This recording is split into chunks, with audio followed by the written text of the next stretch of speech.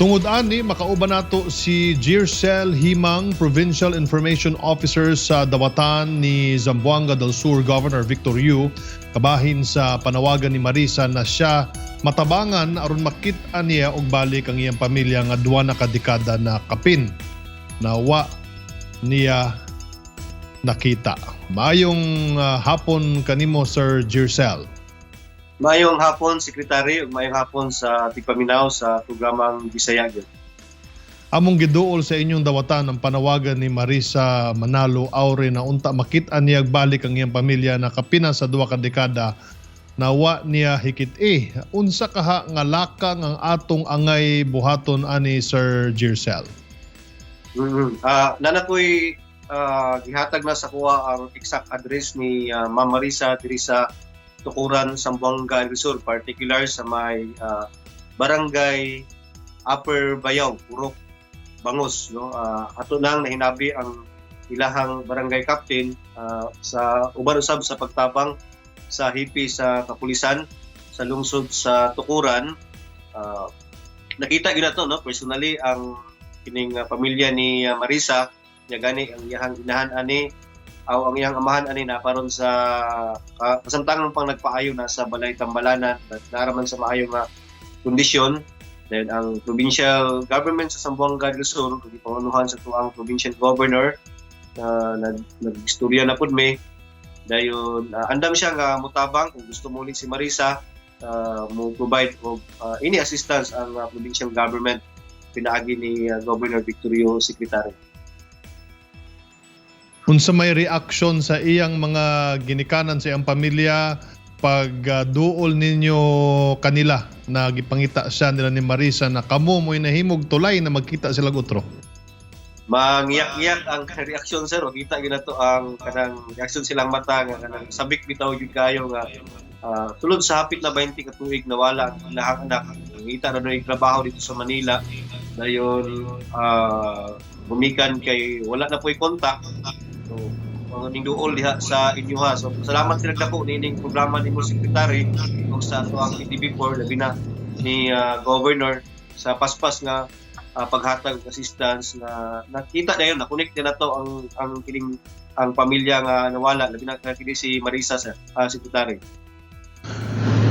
Doon nagigay na palipay nga pamilya karong moabotay nga Pasko. Daghang salamat kanimo Jircel sa paspas na aksyon sa inyong dawatan ni Governor Yu na kabi matabangan sa pagpangita sa iyang pamilya sa Tukuran.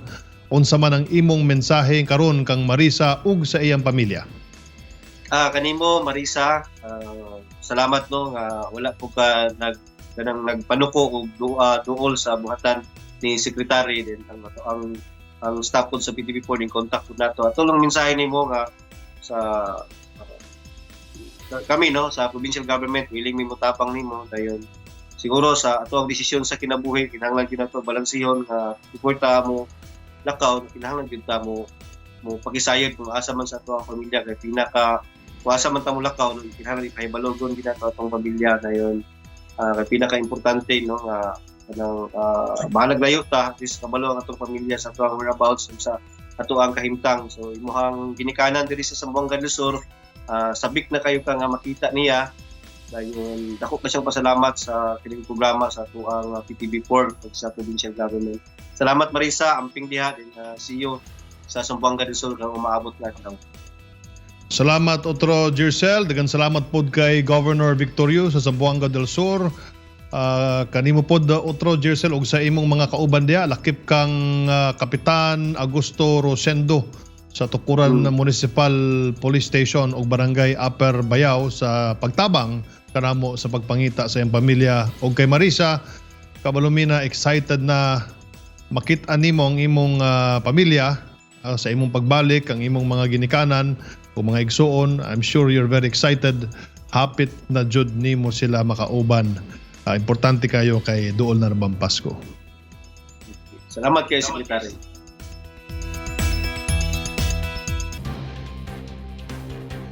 Niadtong niaging Sabado atong gipakita sa Bisaya gyud ang atong paghatag og tabang sa mga pamilyang namuyo sa bakanteng lote sa Taguig City Sa atong pagbisita sa ilang lugar, niduol kanato sa atong operasyon tabang si Marisa Manalo Aure, tubong tukuran sa Zamboanga del Sur sa paglaom na iyang makita og balik ang iyang pamilya nga sobra na sa 2 ka dekada niyang wala hikita.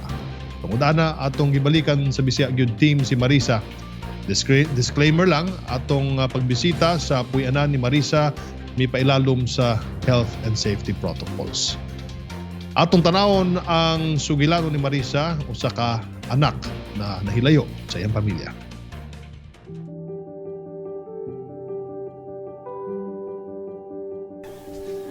Mama, Papa, ang gusto ko makakita sa inyo, pero wa ko'y mahimo, kay wa man ko'y kwarta iplite ana sa inyo. Si Marisa Dumaog Manalo Aure, 38 anyos, tubong tukuran sa Zamboanga del Sur, kasamtangan nagpuyo sa Taguig City. Sa gimong pagbisita sa Bisaya Gyud Team sa ilang lugar niaging semana, iduol kanamo sa Bisaya Gyud Team si Marisa aron personal na manghangyo na unta siya matabangan sa pagpangita sa iyang ginikanan sa tukuran sa Zamboanga del Sur na 21 na katuig niyang wala makiti. Tuig 1999, sa edad na 17, ibiyaan ni Marisa ay ang mga ginikanan na mag-uuma ug tulo ka mga igsuon sa ilang probinsya sa tukuran. Aron makatamang sa iyang pamilya, ug bisan dili uyon sa pamuot sa iyang amahan, miuban gyapon si Marisa sa iyang iyaan para mosulod isip katabang sa Metro Manila. Nanay ko diri adtong 1999, kay mga tulong man ko. Tulo mi adto, ang mga tiyahin ko duha sila. Sobrang hirap kasi doon sa probinsya namin, yung walang-wala ka talaga. Ano sila doon magsasaka lang. Magsasaka tapos yung minsan nga lang makakain doon Kaya muog yung ni Andy ko diri ba kay minsan lang makakain. Payag man sila. Ang akong papa kadtong ni Andy ko diri naa didto sa uma.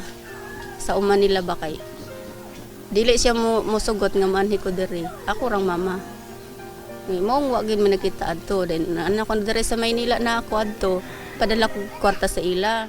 Sa mga unang tuig, nakapadala pa si Marisa og kwarta ug nakaistorya pa niya ang iyang inahan. Apan pag-agi sa pila ka tuig, giagda siya sa iyang iyaan na muli na balik sa probinsya. Nagdesisyon na kining muuban sa iyang trato para magminyo. Sige, magpadala kwarta sa ila, pero nagtawag, akong mama nagtawag sa kuha dito sa telepono sa kong amo.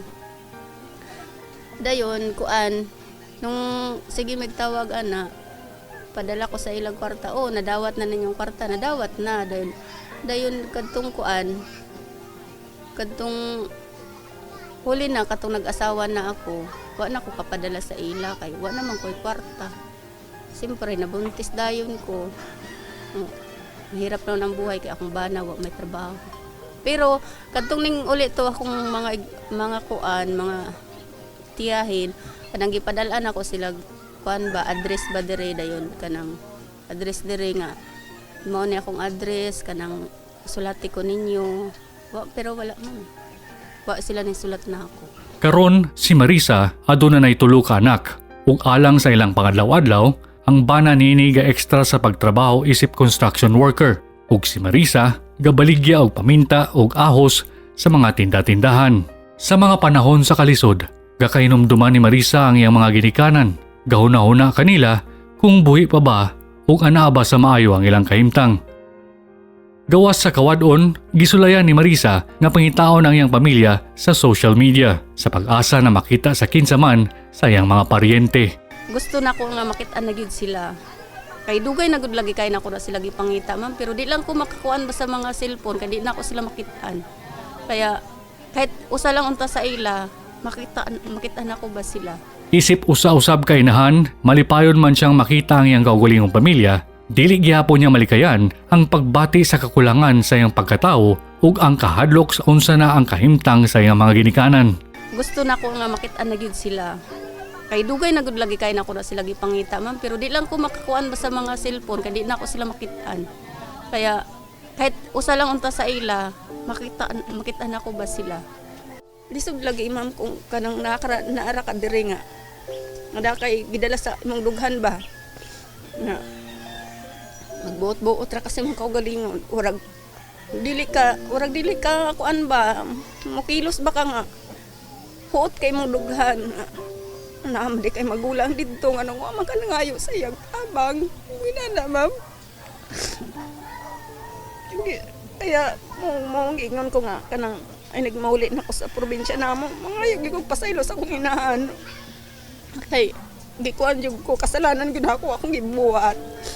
Kaya, nag-alig-alig ra ko sa akong kaugalingon. Kaya, yung ginangay ko ni, ginangay ko ng uban nga, di na ka makauli sa inyo, kayo imong banaw, may trabaho. Eh, siyempre, ma'am, wala gitrabaho, may mahimo kay construction naman ang trabaho ng bana. Busa na nawagan si Marisa na makita og balik ang iyang ginikanan aron personal na makapangayo og pasaylo kanila. Lakip sa iyang mga igsuon, nagagmay pa lamang niadtong iyang gibiyaan. Ako si Marisa Manalo, yung nanay ko si Rosinda Manalo, yung tatay ko si Rogelio Manalo. Ang palayaw ng nanay ko sa probinsya namo, Sinda. Ang akong papa Pindong. Dahil akong magulang, si Kuan, ang ilhan rin ako yung kanang tarong, akong kuya Ragyon nga si Kuan, Rogelio Manalo, balong ayahang palayaw dito. Mama, papa, ang gusto na ko makakita sa inyo, pero wa ko'y mahimo, kay wa man ko'y kwarta iplite ana de sa inyo. Eh, bisag unsaon ako kuning kamot diri, ma'am, wala gid ko'y kwarta. Bisag ang akong trabaho kay tama lang gid ang pagkauna mo. Gusto ko makita na ako sila.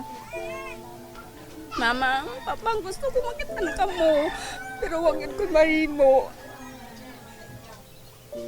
Kaya ganin ko nga, bisag makita na ko sila, nangayo ko pasaylo sa ila dahil siyempre nagminyo na ko ba, nagbuot-buot lang ko sa akong buhay.